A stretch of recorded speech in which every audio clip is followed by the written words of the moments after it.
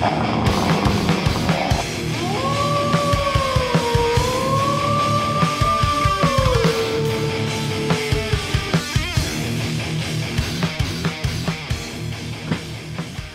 is up? What is up?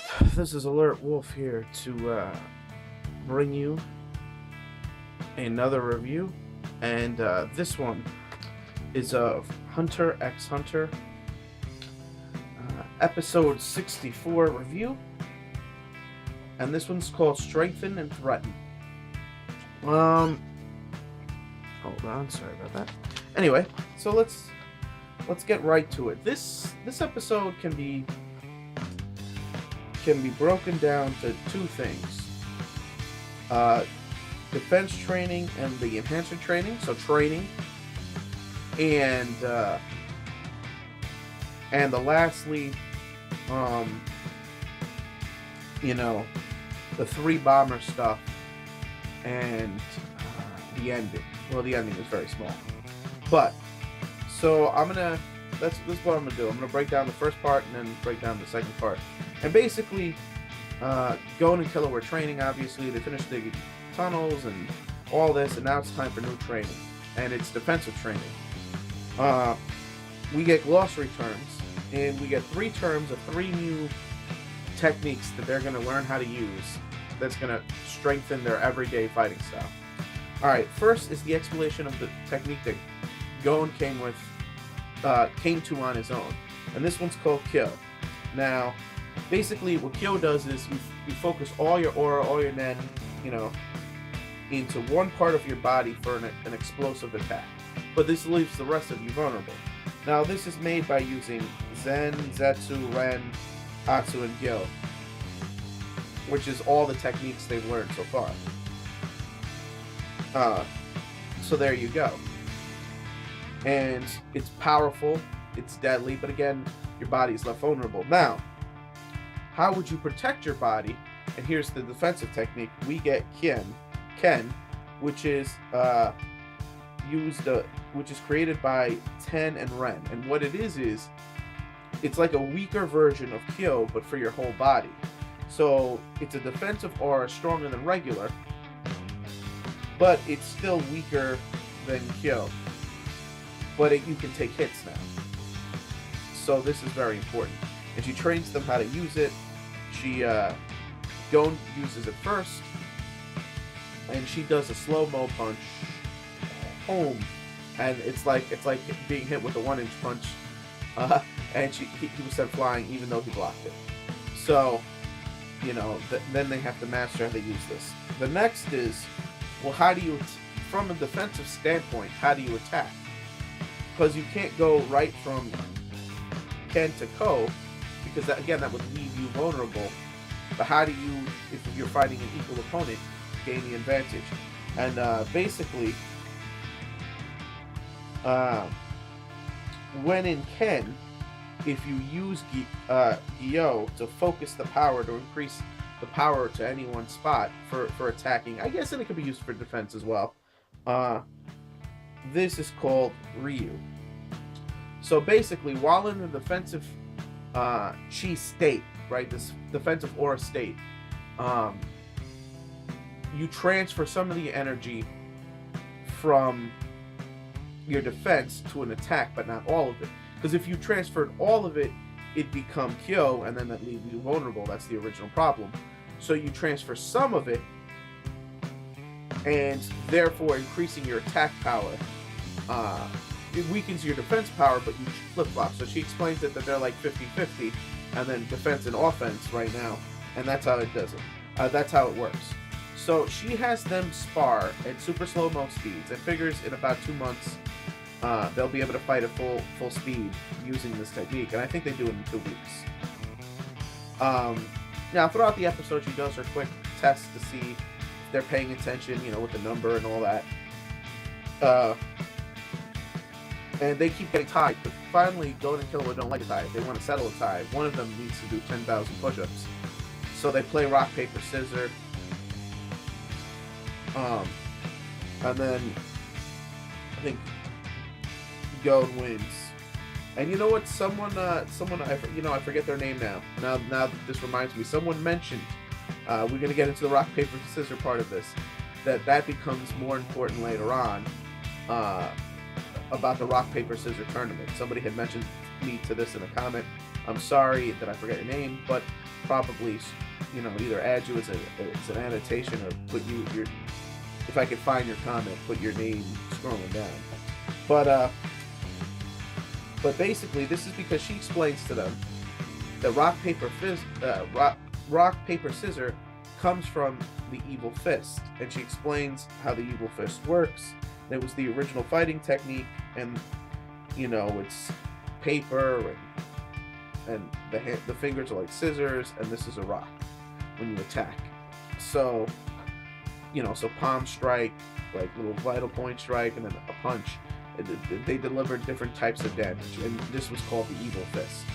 And Gon is immediately interested, and that's pretty cool. Now, they also in the beginning of the episode, I did miss, they did capture all the different types of monsters that they had trouble with before, and that's why they moved up to defensive training to begin with. And then we get the next part of the episode, which is the 3 bomber stuff. And basically, the team, which I told you I never completely trusted, is almost done gathering everything they need to gather. Because remember, much time has passed while the boys have been training. And that's one last point about the previous segment.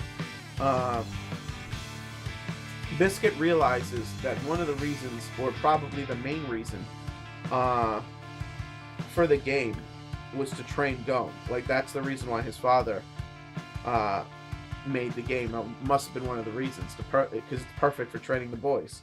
Even though obviously he's just thinking about his own kid.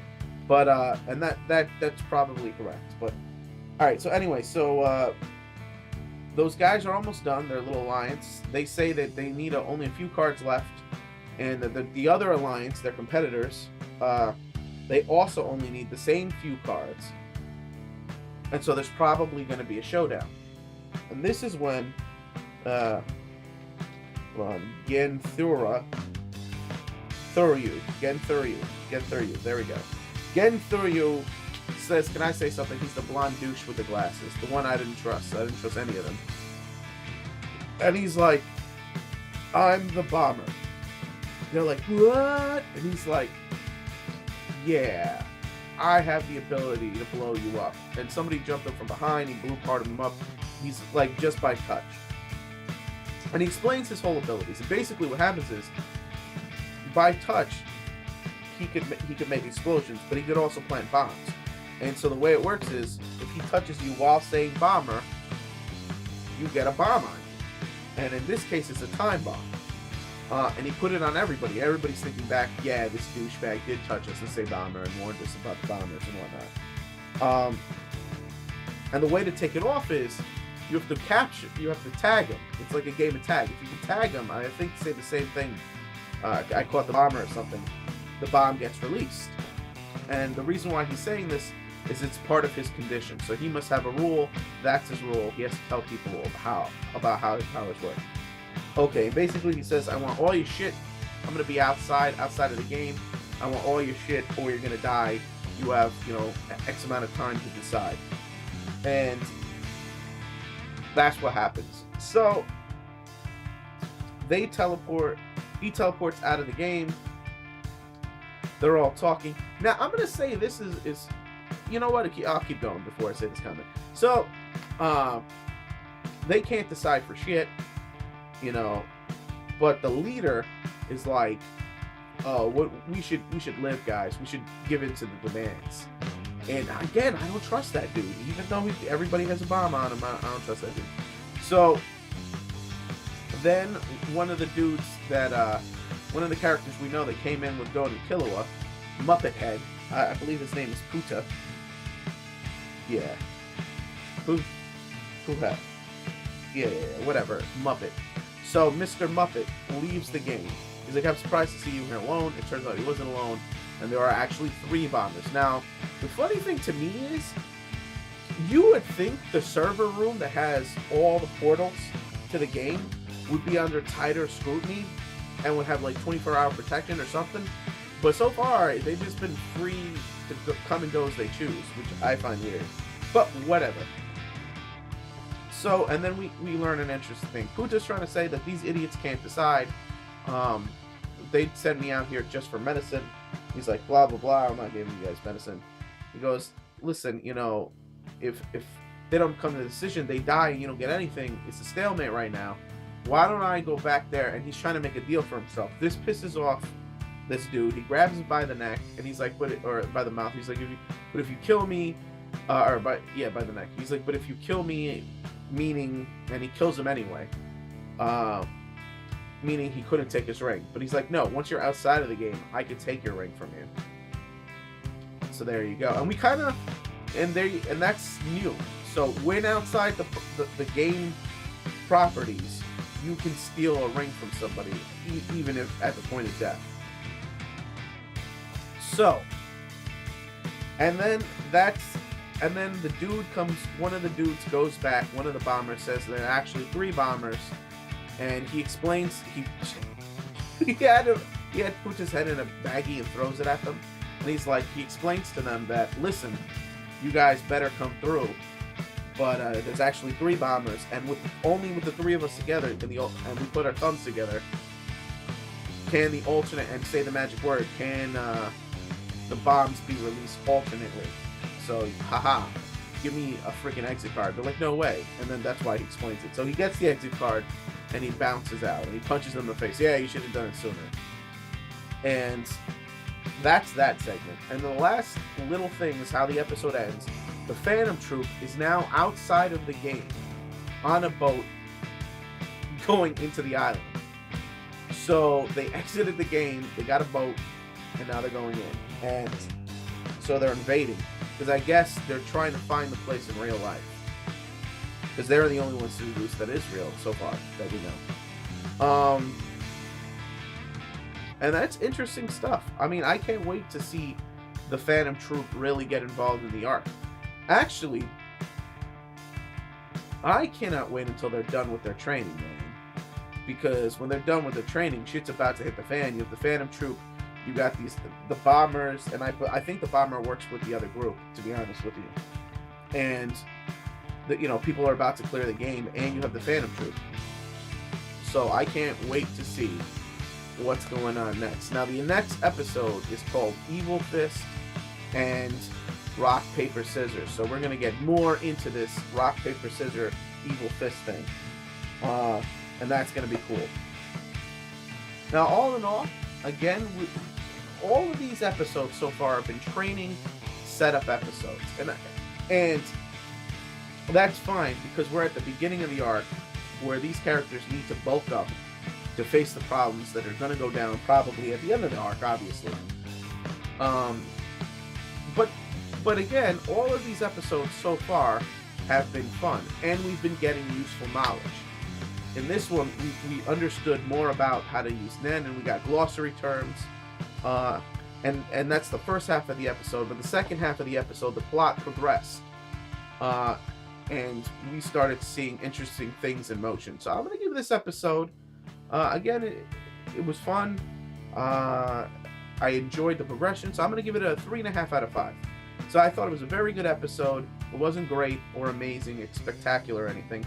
So 3.5 out of 5 this week for another very good episode. Again, I'm enjoying the arc. This is very, very fun. And I think, I think that's it. So click it up if you like it, comment if you must, and please, please, please subscribe if you can. And this is Alert Wolf signing out.